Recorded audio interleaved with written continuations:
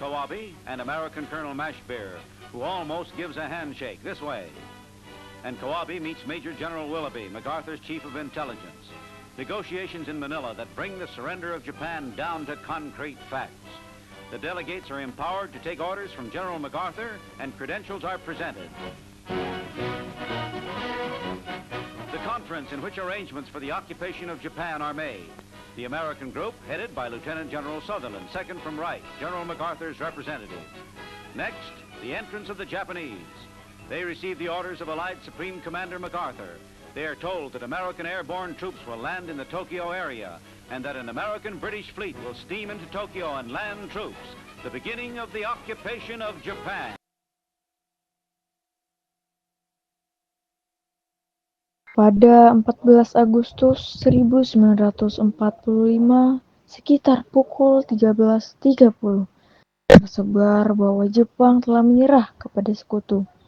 Sultan Syahrir yang mendengar hal tersebut bergegas memberitahukan kepada Bung Karno dan Bung Hatta. Assalamualaikum. Waalaikumsalam. Silakan masuk, Syahrir.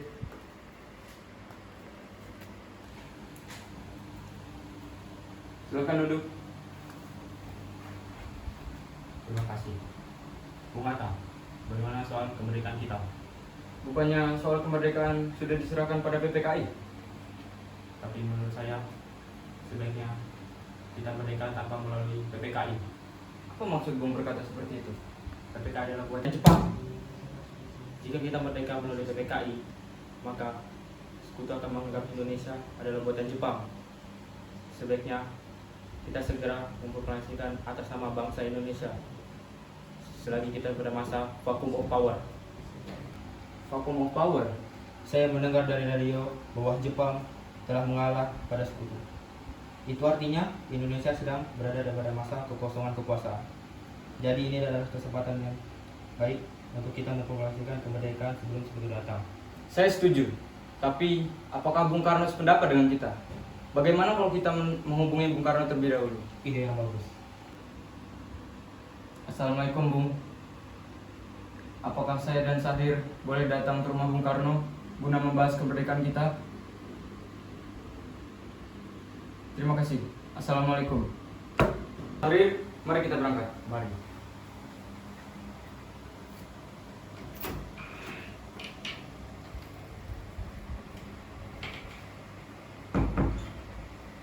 Sultan Syahrir dan Muhammad Hatta menemui Soekarno di rumahnya untuk memberitahukan tentang kekalahan Jepang.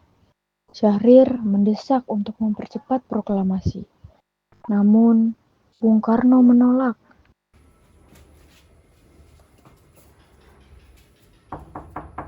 Assalamualaikum. Waalaikumsalam.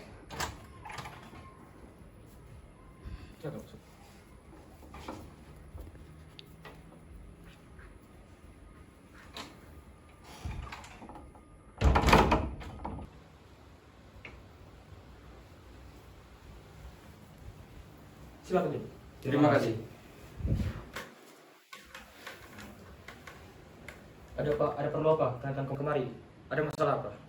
Ada berita penting yang akan Syahrir sampaikan. Saya dengar Jepang mengalah pada sekutu. Bagaimana jika kesempatan ini kita gunakan untuk memproklamasikan kemerdekaan agar Indonesia memiliki kepemimpinan sendiri? Saya tidak berhak bertindak sendiri. Bukankah itu semua hak dari PPKI? Bukankah janggal jika kita mengesampingkan kemerdekaan tanpa melalui PPKI yang saya kepimpinkan? Tapi Bung, maafkan saya Syahrir, tapi kita tidak boleh gegabah. Baiklah, kalau gitu kami permisi. Ayo Bung Hatta. Mari.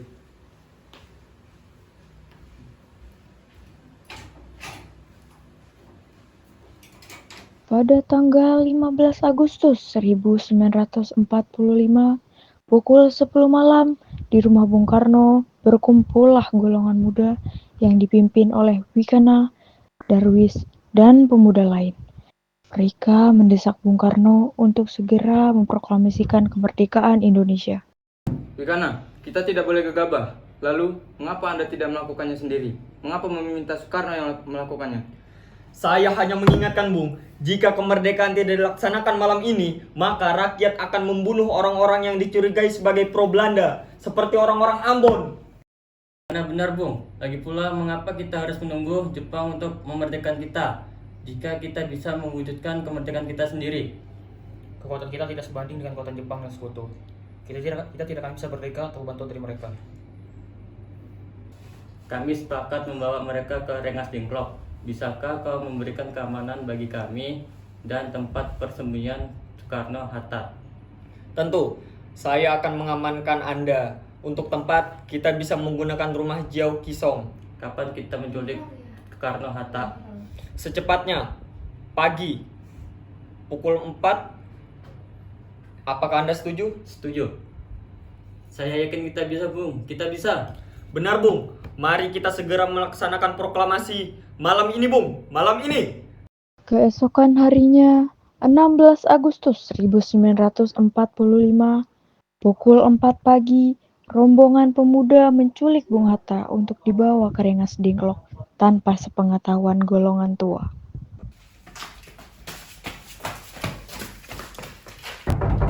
Assalamualaikum. Waalaikumsalam. Bung Hatta, mari ikut kami. Akan dibawa kemana aku ini? Lagi pula, mengapa kita harus pergi? Rengas Dengklok, ini sudah menjadi keputusan para pemuda. Selain itu, rakyat akan menyerbu kota. Apa yang Anda bicarakan? Jika itu benar, kita tidak akan bisa melawan, karena tentara Jepang di Jawa masih utuh. Ini sudah kesepakatan kami, Bung. Mari ikut kami ke Rengas Dengklok. Ini demi kebaikan Anda, Bung. Mari, Bung. Waktu mau hampir habis. Rombongan pemuda juga menculik Soekarno. Soekarno bersedia ikut dengan rombongan pemuda ke Rengas Dengklok. Bung Karno. Iya, ada apa? Anda harus ikut kami ke Rengas Dengklok. Untuk apa? Aku ikut dengan kalian ke Rengas Dengklok. Untuk menjauhkan Bung Karno dan Bung Hatta dari pengaruh Jepang, Bung. Ini sudah menjadi kesepakatan para pemuda, Bung. Kami harus membawa Anda dan Bung Hatta ke Rengas Dengklok. Tidak sadarkah kalian jika aku memiliki anak dan istri di sini? Ada apa ini, Kang Mas? Mengapa banyak orang? Nias, mereka ingin membawaku dan Hatta ke Rengas Dengklok. Lalu, bagaimana denganku dengan anakku? Kalian akan meninggalkan kami. Benar, aku tidak ingin berpisah dari anak dan istriku. Jika kalian ingin membawaku, kalian juga harus membawa mereka juga. Baiklah, Bung. Kami akan membawa Anda dan anak istri Anda. Tapi kita harus pergi sekarang. Baiklah. Para pemuda membawa Soekarno dan Hatta ke Rengas Dengklok, mendesak mereka untuk segera memproklamasikan kemerdekaan karena Jepang telah menyerah. Soekarno awalnya ragu, tetapi setelah Soebarjo mengkonfirmasi berita tersebut dan para pemuda terus mendesak, akhirnya Soekarno setuju. Mereka kembali ke Jakarta pada tanggal 16 Agustus 1945. Pukul 12 malam, Soekarno bersiap untuk merumuskan naskah proklamasi bersama para pemuda dari rumahnya menuju rumah Laksamana Maeda. Tanggal 17 Agustus 1945 dini hari, setelah sampai di rumah Laksamana Maeda yang terletak di Jalan Imam Bonjol nomor 1, Bung Karno pergi menemui Nishimura agar berubah status dan keadaan di Indonesia. Namun Nishimura tak mau, sehingga Bung Karno kembali ke rumah Laksamana Maeda. Di rumah Laksamana Maeda, tepat di rumah makannya, berkumpullah Insinyur Soekarno, Muhammad Hatta, Ahmad Soebarjo, dan Sayuti Melik untuk merumuskan naskah proklamasi. Saudara-saudaraku, bagaimana dengan naskah proklamasinya? Kami, bangsa Indonesia, dengan ini menyatakan kemerdekaan Indonesia. Baik, sudah saya catat. Lanjutannya, Bung. Hal-hal yang mengenai pemindahan kekuasaan dan lain-lain diselenggarakan dengan cara seksama dan dalam tempo yang sesingkat-singkatnya. 17 Agustus 1945, Wakil Bangsa Indonesia. Apakah semua setuju? Setuju. Lalu, siapa yang akan menandatangani naskah ini? Bagaimana kalau naskah ini ditandatangani oleh semua yang hadir saja? Saya rasa jangan. Lebih baik Bung Karno dan Bung Hatta saja yang menandatanganinya atas nama bangsa Indonesia. Setuju. Sayuti, tolong kau ketikkan naskah ini. Siap, Bung. Kapan kita akan melaksanakan proklamasi? Bagaimana jika kita melaksanakan proklamasi pada tanggal 17? Menurut saya adalah waktu yang baik, karena Al-Quran diturunkan pada tanggal 17, dan 17 adalah waktu di mana umat muslim melaksanakan sholat dari pagi sampai malam sebanyak 17 rakaat. Bagaimana jika kita melaksanakan proklamasi pada tanggal 17 Agustus, Jumat Langit? Setuju, Bung. Semakin cepat lebih baik. Pukul berapa kita akan melaksanakannya? Pukul 10 tepat. Bagaimana? Setuju. Baiklah, kalau begitu aku akan menyuruh Fatmawati untuk menjahit bendera merah putih. Tolong siapkan tiangnya.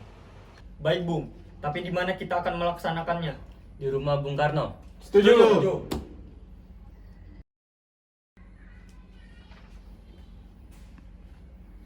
Ini naskahnya, Bung. Silakan ditandatangani. Baiklah.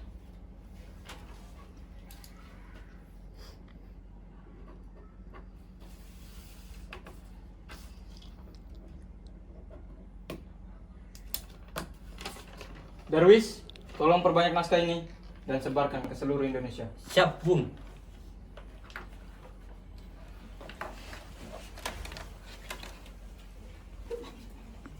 Pada Jumat pagi, pukul 10, semua orang telah berkumpul di halaman depan rumah Insinyur Soekarno di Jalan Pegangsaan Timur nomor 56, Jakarta, untuk mendengarkan pelaksanaan proklamasi.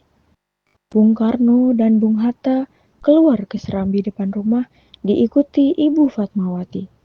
Bung Karno mendekati mikrofon sebelum membacakan proklamasi dan mengucapkan pidato pendahuluan.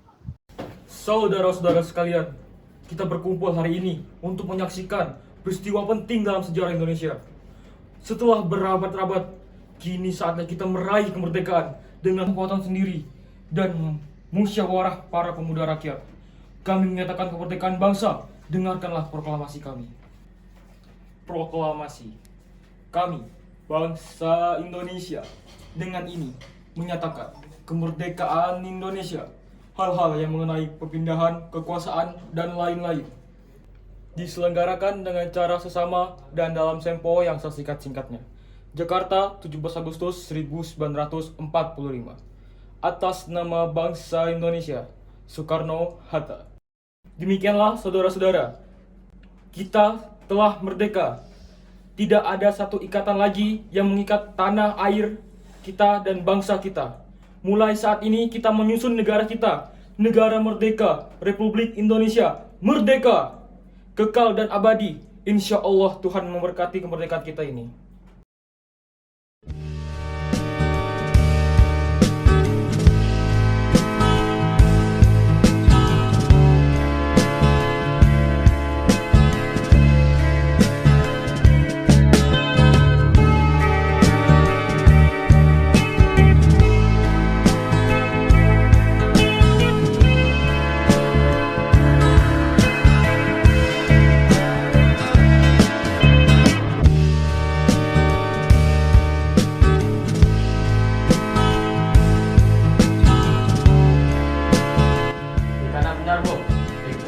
Mengapa kita harus menunggu?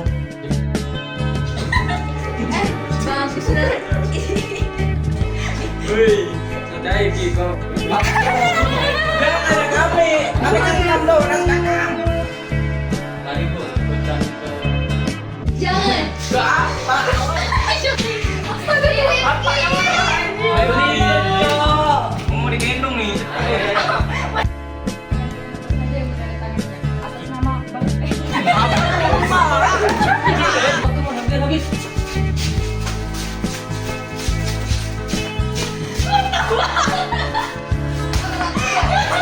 Assalamualaikum. Waalaikumsalam. Mari Bu, ikut kami ke. Kami saya pelan saya. Salah saya jadi itu.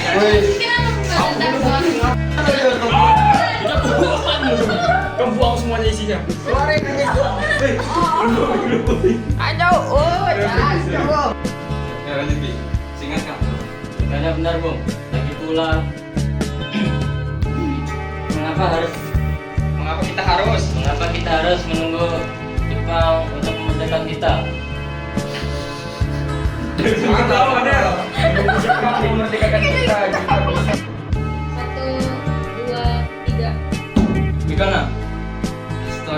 Oh my god, Tuhan Yesus. Apa sih? Karena kita terima kabar. Ya kenapa?